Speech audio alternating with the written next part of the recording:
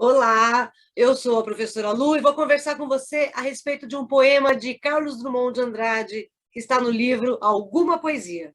Mas antes, solta a vinheta.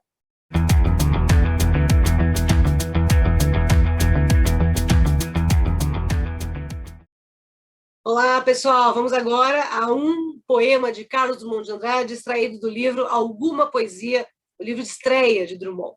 E eu escolhi, para esse nosso primeiro encontro sobre as poesias do Alguma Poesia de Carlos Drummond de Andrade, um dos poemas mais famosos de Drummond, né, que é justamente o poema de Sete Faces. Vamos lá? Acompanha comigo primeiro a leitura do texto. Quando nasci, um anjo torto desses que vivem na sombra disse: vai, Carlos, ser gosto na vida. As casas espiam os homens que correm atrás de mulheres. A tarde talvez fosse azul, não houvesse tantos desejos. O bonde passa cheio de pernas, pernas brancas, pretas, amarelas. Para que tanta perna, meu Deus? Pergunta meu coração. Porém, meus olhos não perguntam nada. O homem atrás do bigode é sério, simples e forte. Quase não conversa. Tem poucos, raros amigos, o homem atrás dos óculos e do bigode. Meu Deus, por que me abandonaste? Se sabias que eu não era Deus, se sabias que eu era fraco. Mundo, mundo, vasto mundo. Se eu me chamasse Raimundo, seria uma rima, não seria uma solução. Mundo, mundo, vasto mundo, mais vasto é meu coração. Eu não devia te dizer, mas essa lua, mas esse conhaque botam a gente comovido como o diabo. Bom, poema de Sete Faces, vamos voltar aqui à primeira face, né? Porque você observou que o poema tem 7 estrofes. Cada estrofe corresponderia aí a uma face drummondiana. Dá para perceber que há uma certa quebra de continuidade entre uma estrofe e a outra. É como se as estrofes elas estivessem aqui num movimento de câmera que vai se deslocando para cenas diferentes. E aí ele vai agrupando essas cenas diferentes. É o que a gente chama de cubismo. A técnica, que é uma técnica de montagem cubista.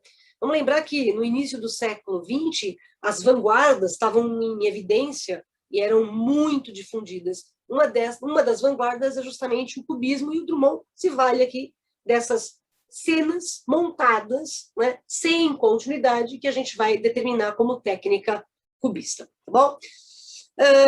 De uma certa forma, como as estrofes não têm continuidade, a gente pode até dizer que o Drummond está fazendo uma certa crítica irônica, né, aos processos poéticos convencionais, né, de que uma tem que ter começo, meio e fim. Aqui, obrigatoriamente, eu não tenho essa lógica. Então, Drummond até estaria, de uma certa forma, ironizando a poesia tradicional. Lembrar que Alguma Poesia, sendo o livro de estreia do Drummond, é um livro que está muito carregado de influência da primeira geração modernista. E uma das tendências da primeira geração modernista era justamente romper com a tradição e, além de romper com a tradição, usar a poesia tradicional como alvo de crítica, alvo de zombaria. Então, de uma certa forma, o Drummond está atacando essa poesia tradicional bem nesse perfil de primeira geração modernista, embora o Drummond pertença à segunda geração modernista e não à primeira. Mas o livro, a publicação do livro, 1930, está com muita marca ali ainda da tendência da primeira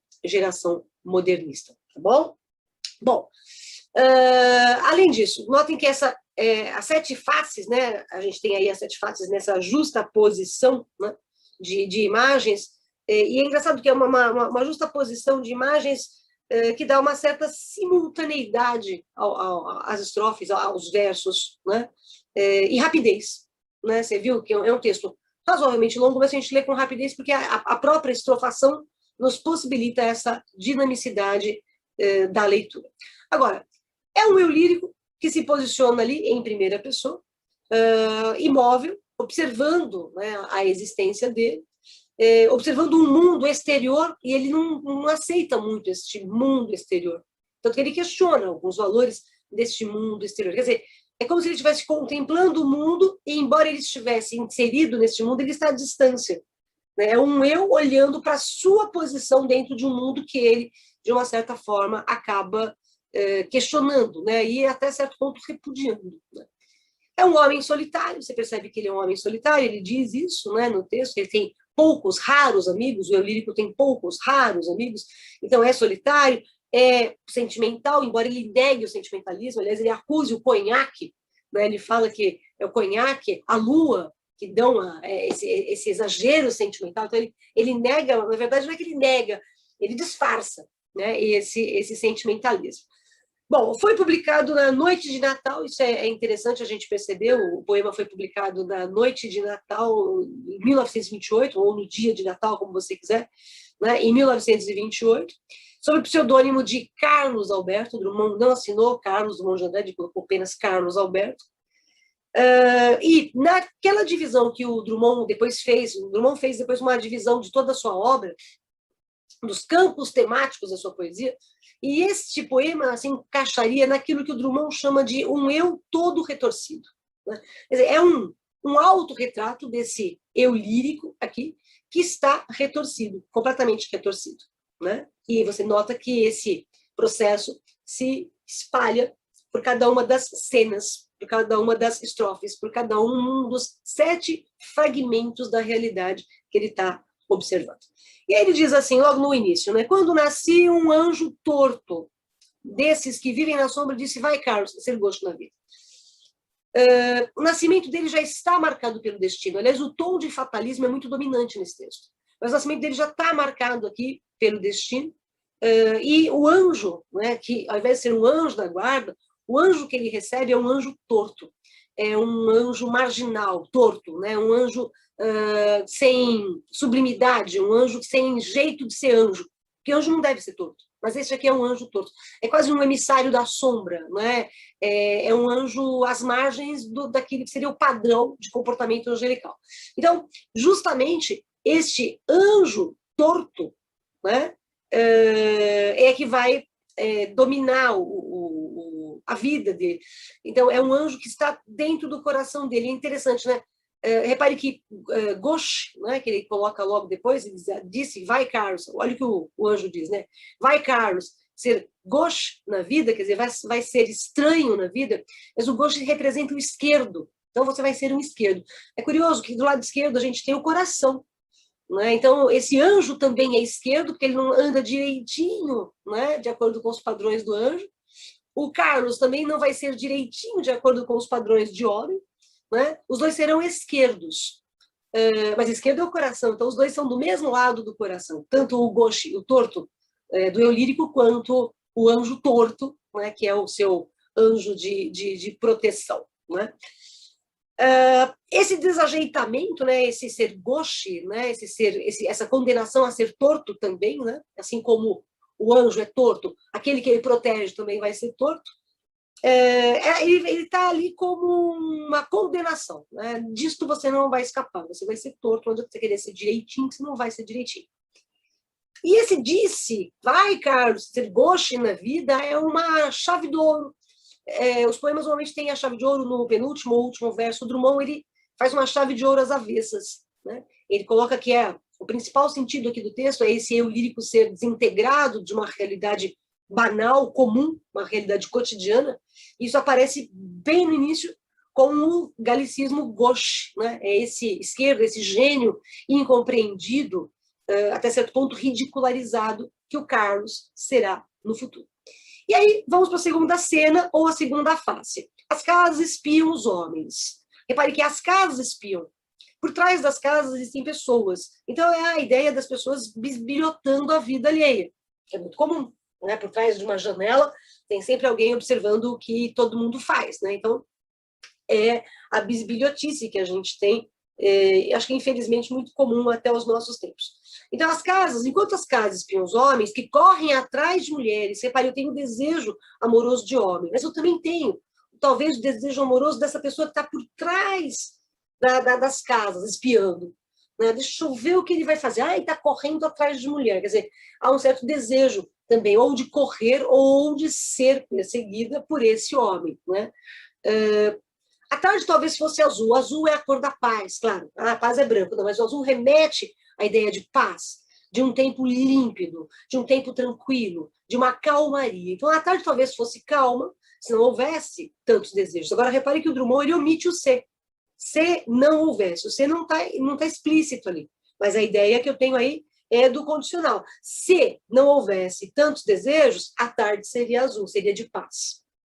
Mas como há desejos, tanto que eu tenho ali os homens correndo atrás de mulheres. A tarde não vai ser tão calma quanto ela poderia ser. E aí ele vem falando da parte, na terceira face, né? Na terceira estrofe, o bonde passa cheio de pernas. Bom, o bonde aqui é um espaço de desejo, porque ele passa cheio de pernas. Mas o bonde também, ele é símbolo de modernidade, de tecnologia. Lembre-se, acabei de falar, início do século XX, as vanguardas, o futurismo, né, que exalta a máquina, exalta a tecnologia, também está presente aqui. Então, vamos lá. O bonde, ele remete ao desejo, mas ele remete também à modernidade, e de uma certa forma remete aqui a um dilema, né? Porque o bonde passa cheio de pernas. Olha a sinédoque, né? A parte perna pelo todo o corpo. Mas são pernas brancas, pretas, amarelas. Como é que ele sabe que a perna é branca, preta, amarela? Porque a perna está à mostra. Então, se a perna está à mostra, essas pernas são femininas. Por quê? Começo do século XX, os homens não iam tomar o bonde de bermuda, de shorts. Não é? A indumentária, né, do começo do século XX, ela era uma indumentária muito elegante. As pessoas não saíam à rua de chinelo, de dedo, né, como hoje em dia as pessoas saem, aliás, até sem chinelo, dependendo da circunstância. Né? Antigamente, não. Então, se as pernas estão à mostra, é porque são saias, e saias que deixam a parte de baixo da perna à mostra. Por isso que ele diz que a perna é branca, a perna é preta, a perna é amarela. E aí pergunta, para que tanta perna feminina? Tá? Aqui, nesse caso, é feminino porque as pernas podem ser vistas. Né? Para que tanta perna se eu não posso ter tantas pernas? Então, olha como o desejo dele aqui é um desejo por todas as pernas.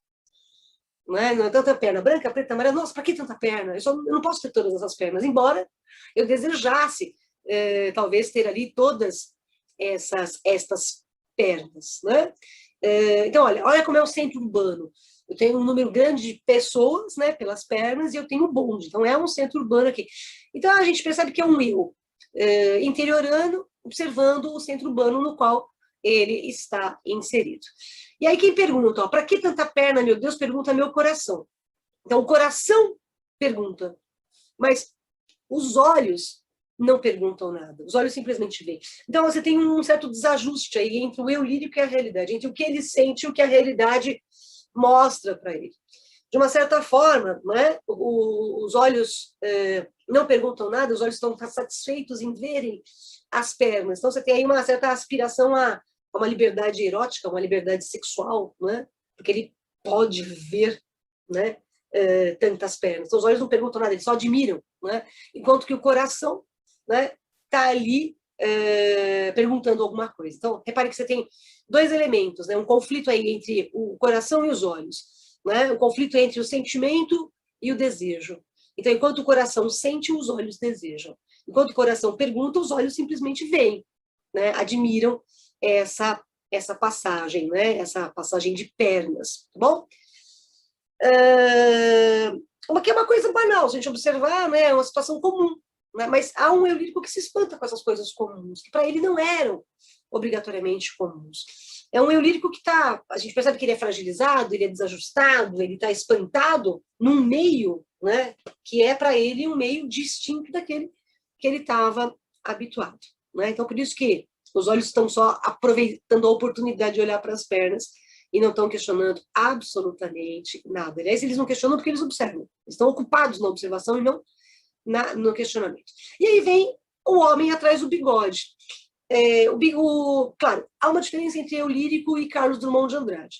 Mas há uma curiosidade. Houve uma época, mais ou menos nesse período, que o Drummond chegou a usar bigodinho. Óculos ele sempre usou.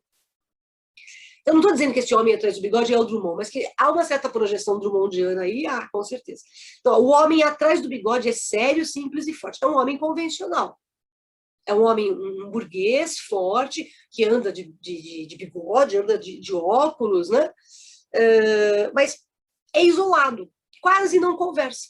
Tem poucos, raros amigos, o homem atrás dos óculos e do bigode. Tem poucos, raros amigos. Então, é menos ainda do que pouco, são raros os amigos. Quer dizer, é um homem convencional, sem muitos amigos. Isso me lembra um pouco a vida na cidade grande, né? A vida urbana, que não nos deixa ter muitos amigos. Né? A gente parece que não dá tempo. A vida urbana não te dá tempo de ter muitos amigos. Então, esse homem parece esse homem urbanoide aqui, que quase não conversa. Então, repare, há um certo confronto com o outro, né? O outro com quem ele não conversa, né? De uma certa forma, esse outro com quem ele não conversa é muito semelhante a ele mesmo, porque o outro também não conversa com ele, então não há diálogo, né? Há um certo isolamento, há uma certa solidão. É o gauche aparecendo de novo. Esse homem é o isolado, é o gauche, é o esquerdo. Assim como também é aquele, né, que admira as pernas. Tá? É o gauche, é o torto, é o desajeitado. Tá? E aí vem uma intertextualidade. Né? Meu Deus, por que me abandonaste? Você sabias que não era Deus, você sabias que eu era fraco. Meu Deus, por que me abandonaste? Sabias que eu não era Deus? É a fala de Jesus Cristo, né? Você encontra lá em Mateus 27, 46, ou então em Marcos 15, 34, né? Essa fala de Cristo, você tem a intertextualidade, que, de uma certa forma, que funciona como meio blasfêmia, porque o eu lírico, que é protegido por um anjo torto, está se atribuindo as palavras de Cristo. Né? Esse eu lírico, que é um torto também, né? Que é um gauche, está se atribuindo as palavras de Cristo. Então, soa meio como blasfêmia, quando ele se apodera, né, a esse apelo a Deus. Quer dizer, o eu lírico se encontra abandonado, ele se sente abandonado por Deus. Então, é aquele momento que ele está apelando. Agora, o que é curioso é que ele diz aqui que ele era fraco. Você sabias que eu era fraco. Então, ele está se afirmando tímido, ele está se afirmando fraco. Mas, na estrofe anterior, o homem atrás do óculos do bigode era forte. Né? Então, você percebe que eu tenho um contrassenso aqui. Aquela aparência de homem forte por trás dos óculos e do bigode, ela é só aparência. Por dentro ele é frágil. É o que as pessoas veem dele. Por fora ele é um homem sério, com bigode e com óculos. Tudo bem? É um homem sério, que tem poucos e raros amigos, porque ele é muito sério também. Né? Não sai para esbórnia, não sai com os amigos para beber, não é aquela coisa de bater um papo furado, ele não faz isso, ele é um homem sério. Então, o homem sério aparenta ser forte, mas ele se revela fraco logo depois. Ele diz, Deus, por que me abandonaste? Sabias que eu era fraco, eu precisava de você, meu Deus. Né? Então, de uma certa forma, até uma crise na crença aqui. Né? A gente sabe que Drummond não tinha fé em Deus. Né? Drummond era agnóstico, então isso aqui é o eu lírico mesmo, você percebe que não é a figura drummondiana. Tá? E aí vem acho o trecho mais famoso do poema de Sete Faces, depois do Gauche. Mundo, mundo, vasto mundo, se eu me chamasse Raimundo seria uma rima, não seria uma solução. De novo eu tenho intertextualidade aqui, né? Na parte final. Mundo, mundo, vasto mundo, mais vasto é meu coração. Essa intertextualidade com Tomás Antônio Gonzaga. Tomás Antônio Gonzaga, ele escreveu, eu tenho um coração maior que o mundo. E Drummond escreveu, tem um mundo mais vasto, mundo, mundo, vasto mundo, mais vasto é o meu coração. Então, duas intertextualidades nessa estrofe, uma com a Bíblia e outra intertextualidade com Tomás Antônio Gonzaga. Tá? Bom, reparei, coloca pra gente assim, mundo, mundo, vasto mundo, olha a estilística da repetição, que é muito comum no Drummond. Eu vou pegar o poema mais célebre do Drummond, que depois a gente analisa aqui, que é o No Meio do Caminho tinha uma pedra no meio do caminho, no meio do caminho tinha uma pedra no meio do caminho. É o poema mais famoso do Drummond. E ali você tem a estilística da repetição, e aqui também, ó, mundo, mundo, vasto mundo. E aí vem, se eu me chamasse Raimundo, seria uma rima. Então, olha só, a gente tem aqui uma inadequação entre o eu lírico e o mundo. O eu lírico e o mundo, de uma certa forma, que independe de condições biográficas, né? Porque se ele se chamasse Raimundo, seria só uma rima, não seria a solução do mundo. Então não adianta eu ter um nome que rime com a palavra mundo, que não vai resolver absolutamente nada. Então aqui você tem uma melancolia, né? uma reflexão existencial muito melancólica do Drummond. Né? Eu não consigo resolver os problemas do mundo. Esse é um problema que a gente vai ter depois nas outras obras do Drummond. Que a gente até, a divisão, né, que o professor Afonso Romano de Santana fez, do eu maior que o mundo, eu menor que o mundo e o eu igual ao mundo, na obra do Drummond. Ou alguma poesia onde está o poema de Sete Faces, é o eu maior que o mundo, é a tendência mais irônica, mas uma ironia que às vezes se passa como ironia, mas no fundo não é. Depois tem o eu menor que o mundo, que é a poesia do livro Sentimento do Mundo, Rosa do Povo, né, que é a poesia do Drummond com preocupação com os problemas do homem no tempo dele. Depois o eu igual ao mundo, que é a poesia de desolação, que é o caso do Claro Enigma, que a gente tem uma série de vídeos aí em que eu analisei alguns poemas do Claro Enigma. Dá uma olhadinha, ó, não esquece, dá uma curtida, faz favor, tá? Aciona o sininho, porque eu vou começar a analisar vários poemas do Drummond, do livro Alguma Poesia Agora. Então, aciona o sininho aí, tá? Segue o canal, tá bom? Não esquece disso. Mas voltando aqui pro meu raciocínio. Então, aqui, olha, se eu me chamasse Raimundo, seria uma rima, não uma solução. Quer dizer, não há como eu resolver os problemas apenas por meio de uma poesia. De uma certa forma, ele está brincando também com o esteticismo, com aquele padrão literário, né, que eu tenho que ter rima no meu texto. Se não tiver rima, não é poesia. Não é? Então, ele está condenando esse esteticismo da rima, né, esse emprego de uma rima obrigatória. A rima pode ser uma solução formal, como ele diz, seria uma rima, formalmente é uma solução, mas não seria uma solução para a vida. E o que ele necessita é essa solução para a vida harmônica, tá? Não uma solução sonora apenas, que rima é sonoridade. Eu não quero só uma rima que resolva o problema sonoro, eu quero mais do que uma rima. E aí, mundo, mundo, vasto mundo, mais vasto é o meu coração. De novo, a estilística da repetição. E repare, olha, você tem aqui, ó, vasto, vasto, mundo, mundo, mundo, não é? Muito a repetição, como eu já comentei. E a rima, né? Solução, coração, mundo, Raimundo, que não resolve absolutamente nada, a não ser padrão estético. Se você acha que poesia é fazer versinhos rimados, pronto. Aí está, né, a minha poesia com versinhos rimados. Mas poesia vai um pouquinho além disso. E aí vem o desfecho, né? Eu não devia te dizer, olha o tom de confidência, olha, eu não devia te contar. Né? É um tom de confidência disfarçando aquilo que ele vai dizer, que é o seguinte: eu tenho emoção, mas eu não vou contar para vocês que eu me emociono, eu vou dizer que é culpa do álcool e da lua. Ó, mas esta lua, esse conhaque, né? Então a lua e o conhaque são responsáveis pela emoção anterior que eu tenho justamente na estrofe anterior, mundo, mundo, vasto mundo, mais vasto é o meu coração. Ali eu tenho explosão de emoção. Então, olha, ter o coração maior que o mundo foi um momentinho de explosão, mas a culpa não é minha, a culpa é da lua, a culpa é do conhaque. O conhaque, o álcool leva ao sentimentalismo, a lua, né, que embala os momentos de romance, também leva ao sentimentalismo. Ele está até brincando aqui um pouco com o romantismo, né? Aquele padrão, ó, lua, estou apaixonado, fica olhando para a lua, né?